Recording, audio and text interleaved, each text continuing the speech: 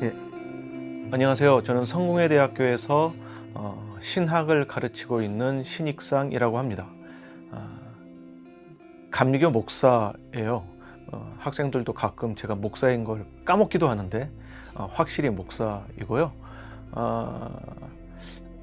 감투를 일일이 다 말해야 될지 모르겠는데 쓸데 있는 감투가 꽤 많긴 한데 그 중에 몇 가지만 뽑자면 기독교 환경운동연대라고 하는 곳이 있습니다. 그곳의 산하에 법인 조직이 있는데 한국교회환경연구소라고 있어요. 거기 소장으로도 일을 하고 있고요. 그리고 종교인 평화회의라고 하는 곳에서 편집위원으로도 일하고 있고요. 그리고 한국교회협의회죠. NCCK 신학위원회 전문위원으로도 활동하고 있습니다. 기타 등등 뭐 여러 가지가 쓸데없이 많이 있는 것 같긴 하지만 이 정도? 제가 사는 것도 말해야 될까요?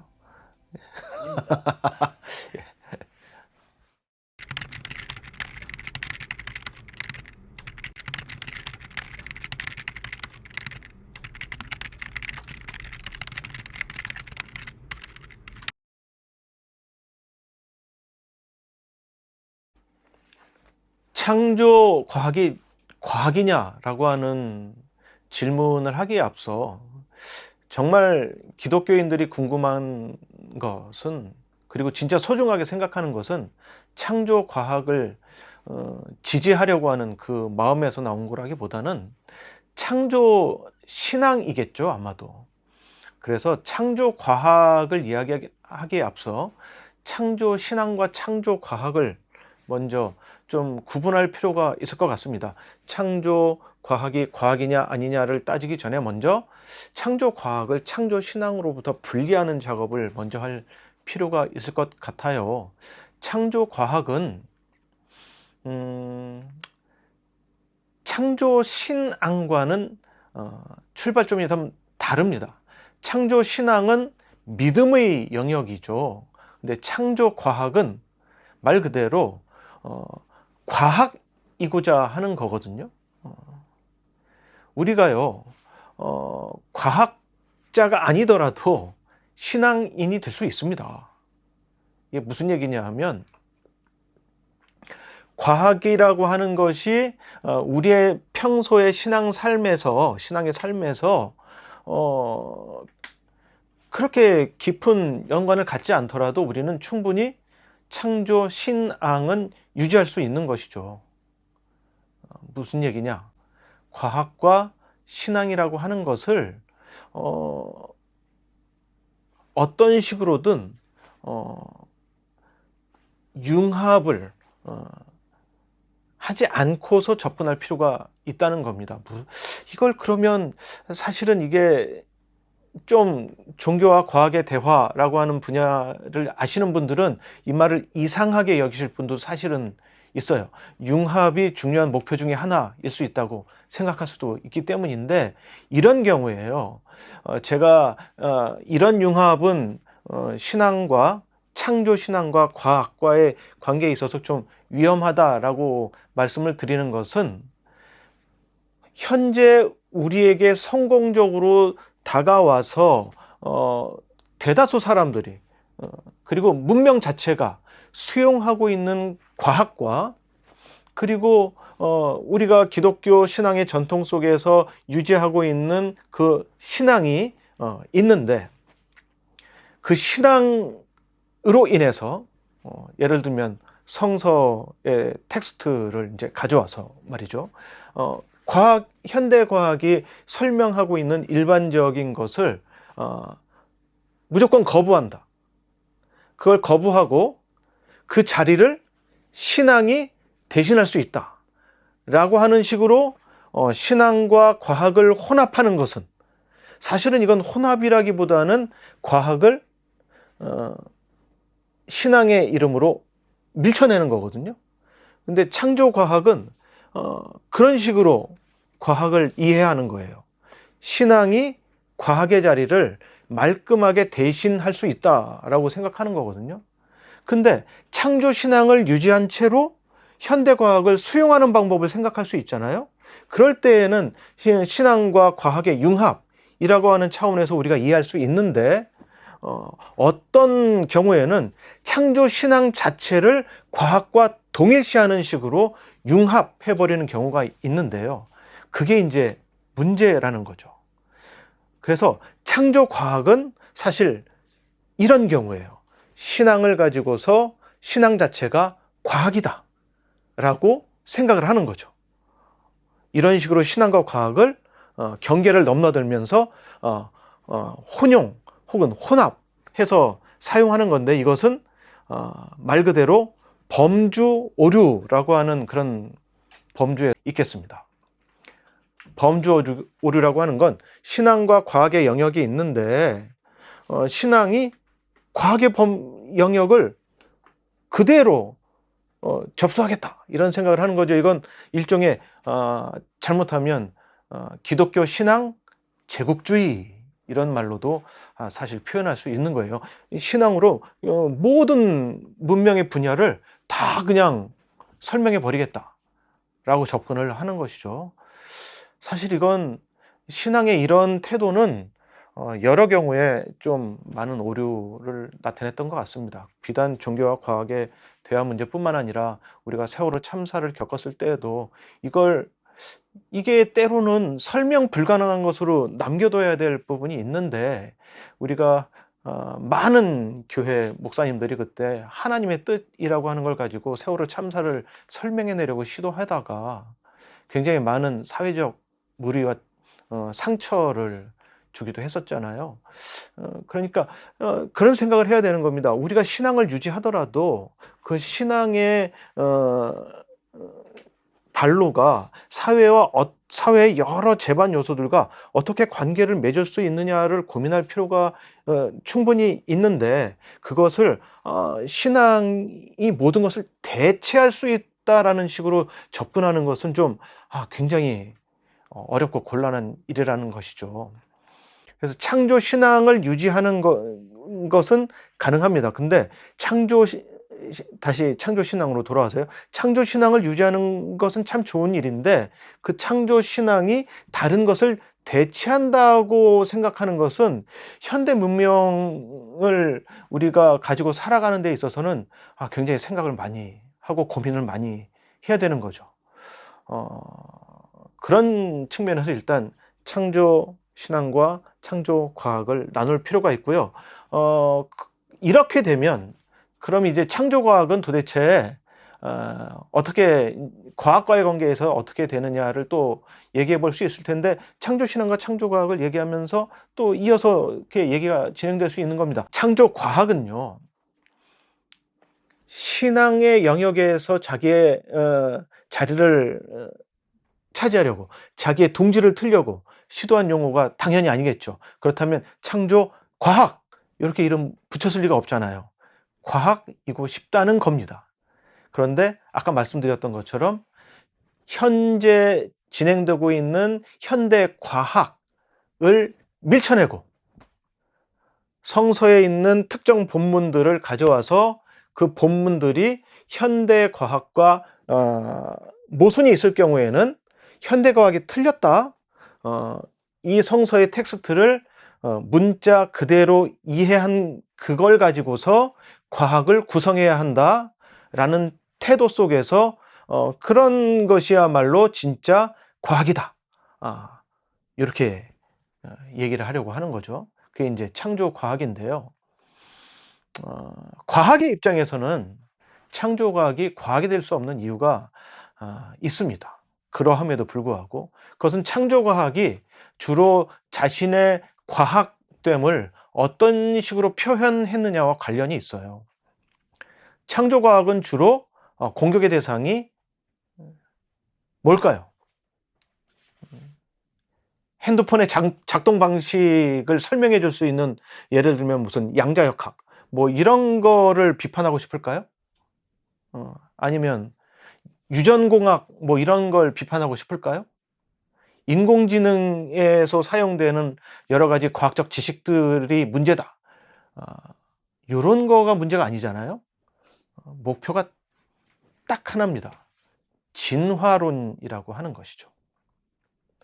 창조과학은 어떤 식으로 접근하냐 하면 진화론이라고 하는 것이 이런 점에서 잘못됐다, 저런 점에서 틀렸다. 이걸 입증하려는데 굉장한 정력과 노력을 투자합니다. 그럼 질문해 볼 수 있어요. 진화론이 창조과학에서 말하는 것처럼 모순이 그렇게 많은가? 모순이 있을 수 있어요. 그러니까 여기서 모순이 있다고 하는 건 무슨 얘기냐면 자기가 설명하고자 하는 그 설명의 내용과 위배되는 것처럼 보이는 증거들이 간혹 나오기도 한다는 점에서는 모순이 좀 있어요. 그런데요, 그 모순의 양이라고 하는 것이 예를 들면 뭐 지층의 순서라든지 뭐 이런 것이 가끔 진화론에서 얘기하는 것과 좀 정확하게 맞아떨어지지 않는 그런 연대기적 판단을 하기에 좀 곤란한 그런 어떤 증거들도 나오거든요. 근데 그 증거들은 진화론을 입증하는 증거들에 비하면 현저히 적습니다. 굉장히 적습니다. 뭐 여기서 적다는 뜻은 그래도 한 10%, 20%? 아니요. 그 한참 밑이에요. 대부분의 증거들은요, 화석 증거라든지 또 그리고 유전학적 성과라든지 하는 것들은 현대 진화론을 설명하는 데 있어서 거의 잘 맞아떨어집니다. 몇 개의 변칙 사례라고 하는 것들이 나오기는 해요. 근데 그것이 진화론 전체를 흔들 정도로 그렇게 심각하게 나오진 않거든요. 근데 창조과학자들은 그러한 변칙 사례를 무엇보다도 소중한 것으로 여깁니다. 작은 것 하나 가지고 크게 이제 부풀려서 침소봉대라고 하죠. 작은 오류가 있으면 그것은 진화론을 공격하는 굉장히 중요한 빌미가 되는 거죠. 하지만 이러한 내용은 아직까지는 현대 과학자들이 수용하기에는 굉장히 미미한 그런 모순, 이거나 아니면 아직 밝혀지지 않아서 그렇지 그것을 입증할 수 있는 어떤 내용, 이 정도가 되는 겁니다. 그럼에도 불구하고 100번 양보해서 진화론이 정말 그렇게 모순이 있으니까 진화론이 틀렸다고 합시다. 진화론이 틀렸어요. 그러면 과학자들이 그래, 진화론이 틀렸으니까 그럼 창조 과학이 맞네, 곧장 그렇게 얘기할 수 있을까요? 이건 굉장히 단순하고 순진하고 너무 이분법적인 생각입니다. 그러니까 이런 경우거든요. 어떤 사람이 틀렸어요. 그 사람이 틀렸으면 내 말이 맞습니까? 그건 또 다른 문제잖아요. 저 사람이 틀렸고 그러면 나는 무조건 맞다. 저 사람이 틀렸는데 나도 틀렸을 수 있는 거예요. 그럼 어떻게 해야 됩니까? 저 사람이 틀린 문제는 틀린 문제고 내가 맞았느냐의 문제는 또다시 검토해 봐야겠죠. 과학은 그렇게 검토할 수 있는 검토 수단이 있습니다. 무슨 얘기냐면 과학이 과학으로서 수용될 수 있는 과학자들의 전통과 룰이 거기에도 있다는 겁니다. 그럴 때 그 전통과 룰은 뭐냐 하면 어떤 과학 이론이 갖고 있는 설명력과 예측력입니다. 자기 스스로를 설명할 수 있는 이론과 실험의 방식, 그리고 그 이론과 실험의 방식을 통해 가지고 자연현상을 예측하거나 설명하는 것이 정확하게 납득 가능할 정도로 잘 맞아떨어지면 과학자들은 그걸 수용하는 거예요. 그러한 설명의 방식이 아직까지 밝혀지지 않은 많은 문제들을 예측한 결과가 또 새로운 발견으로 나타나고, 그러면 그럴수록 그 과학은 굉장히 성공적인 과학이 됩니다.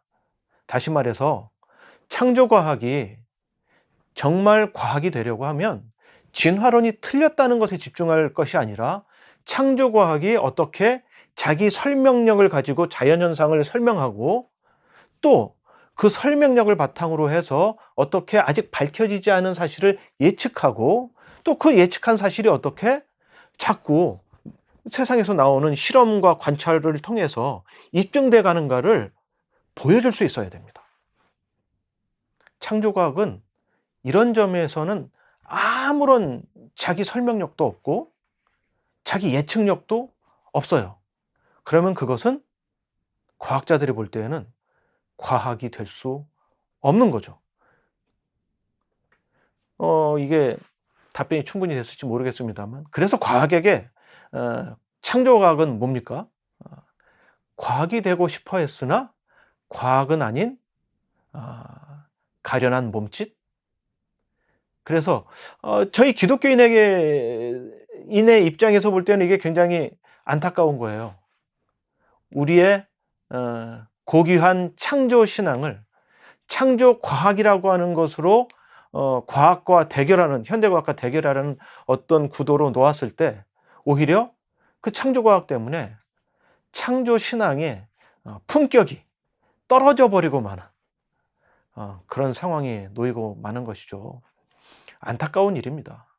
창조 신앙은요, 진화론과 정당하게 대화를 함으로써 얼마든지 자기 의견을 이 문명 사회 속에서 충분히 밝히고 드러낼 수 있거든요. 그 정도의 자신감을 갖고 있어야 되지 않겠어요? 대화할 수 있다. 근데 자신감이 없게 되면 대화할 수 있다라고 생각하지 않고 상대방을 제거하려고 하게 되죠. 전 기독교인들이 조금 더 자신감을 가졌으면 좋겠습니다. 창조 신앙은 품격 있고 고귀한 겁니다. 품격 있고 고귀한 자신감을 가졌으면 대화하면 됩니다. 밀쳐내지 말고 말이죠. 그게 좀 아쉬운 일이라고 할 수 있겠습니다.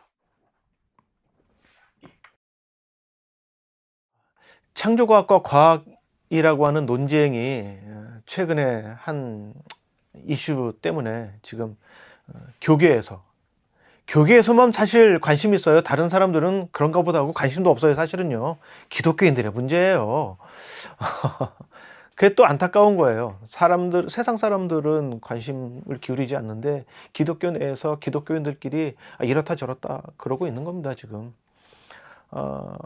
창조과학과 진화론과의 논쟁이라고 하는 걸 이제 벗어버리고 나면 그러면 이제 이런 문제가 생깁니다. 그러면 신앙과 과학의 관계를 우리는 어떻게 가져갈 수 있겠는가? 이럴 때 이것에 관한 이론가들이 이미 있었어요. 오래전부터. 20세기 말부터 이런 얘기가 많이 나왔죠. 대표적인 인물 한 사람만 꼽자면 여러 사람이 있지만요. 영국의 이언 바버라고 하는 과학자, 신학자가 있는데요. 이분이 과학과 종교의 관계를 한 4가지 정도로 나누는 작업을 했거든요. 과학과 종교의 관계를 생각하는 사람들의 태도가 4가지 유형 정도가 있다. 이렇게 분류를 한 것이죠. 하나가 독립, 서로 무관하게 나눠져 있다. 과학은 사실의 영역을 다루고 종교는 가치의 영역을 다룬다. 아니면 또 갈등. 아마도 이 창조과학이라든지 아니면 급진적인 무신론자라든지 이런 사람들은 갈등에 속하는 사람들이겠죠. 성서는 문자 그대로 과학이 유일한 진리야. 양쪽 극단이 다 있을 수 있는데 이럴 경우에는 한쪽만 진리라고 얘기를 하니까 서로 갈등 관계에 놓이게 되겠죠. 이런 갈등 관계로 이해하는 유형. 또 3번째는 대화라고 하는 유형. 서로 하나의 이슈를 가지고서 대화 파트너가 정당하게 될 수 있다고 보는 겁니다. 뭐 대화의 유형을 또 몇 가지로 이렇게 크게 3가지 정도로 나누곤 하는데 그걸 이 시간에 다 말씀드릴 생각은 없고요. 4번째 유형은 통합이라고 하는 유형입니다. 진리가 하나라고 한다면 과학과 종교는 그 진리를 향해서 서로 각자의 역할을 가지고 통합해서 하나의 진리를 향해서 얼마든지 나아갈 수 있다고 하는 그런 관점에서 종교와 과학의 일치를 추구하려고 하는 그런 시도죠. 이런 시도는 종교를 밀쳐내거나 과학을 밀쳐내거나 이게 아니라 현대의 종교 전통과 과학의 전통이 하나로 만나서 결합해서 하나의 사태를 잘 설명할 수 있다. 이 세계의 사태를 잘 설명할 수 있다. 이렇게 보는 것이죠. 보통은 과학이 설명할 수 없는 자리에 신앙이 충분히 얹혀져 가지고 과학과 모순되지 않게 더 연장된 설명을 해낼 수 있다. 이런 식으로 접근하는 것을 선호하는 편이고요. 이렇게 네 가지 유형을 나누었습니다. 이 유형론이 참 좋다고 저는 생각합니다. 사람들에게 신앙인들이 특히 종교와 과학의 관계를 어떻게 가져갈까 할 때 이걸 체계적으로 생각하고 자기의 입장을 정리해서 선택하는 데 있어서 좋은 방법이라고 생각은 하지만, 그러나 여기에는 제가 생각할 때는 한 가지 좀 중요한 한계점이 있어요. 뭐냐고 하면 종교와 과학이 인간처럼 서로 하나의 인격체를 가진 존재들은 아니라는 거죠. 사실 이 당사자는 각각 다 인간이 가지고 있는 내용들일 거 아닙니까?